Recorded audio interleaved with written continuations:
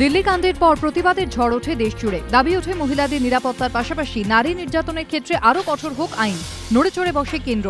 বিচারপতি JS বর্মার নেতৃত্বে 3 সদস্যের কমিটি গঠন করে সরকার। 29 দিনের মধ্যে রিপোর্ট পেশ করে কমিটি। শুক্রবারই মহিলাদের সুরক্ষা আইনকে আরও কঠোর করতে অর্ডিন্যান্সে সম্মতি দেয় কেন্দ্রীয় মন্ত্রিসভা। আলোচনার মাধ্যমে বর্মা কমিটির বেশ কয়েকটি সুপারিশ অর্ডিন্যান্সে মেনে নেওয়া হয়। অর্ডিন্যান্সে ধর্ষণের সংজ্ঞা বদলে তা করা হয় যৌন নিগ্রহ। অর্ডিন্যান্সে চরম নির্যাতনের অপরাধে মৃত্যুদণ্ডের প্রস্তাব রয়েছে। আমৃত্যু কারাদণ্ডেরও প্রস্তাব করা হয়েছে। এছাড়া অন্যান্য অপরাধের ক্ষেত্রেও কঠোর করা হয় সাজা। শুক্রবারই অর্ডিন্যান্সে রাষ্ট্রপতি স্বাক্ষরের জন্য পাঠানো হয়।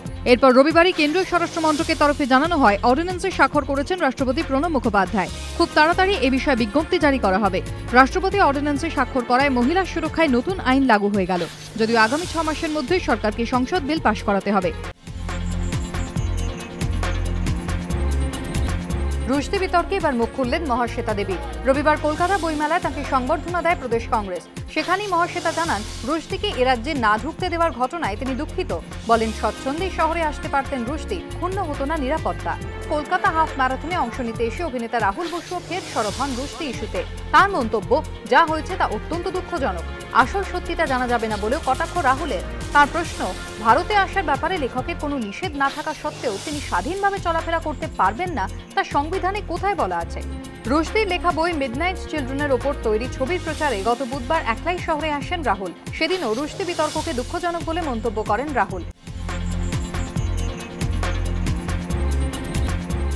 অমর্ত্য সেনের কাঠগড়ায় বামেরা। রবিবার বইমেলায় লিটারারি মিটে এসে বামেদের আন্দোলন কৌশল নিয়ে প্রশ্ন তুললেন নোবেলজয়ী অর্থনীতিবিদ।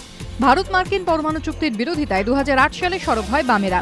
UPA 1 সরকারের উপর থেকে তারা সমর্থন প্রত্যাহার করে।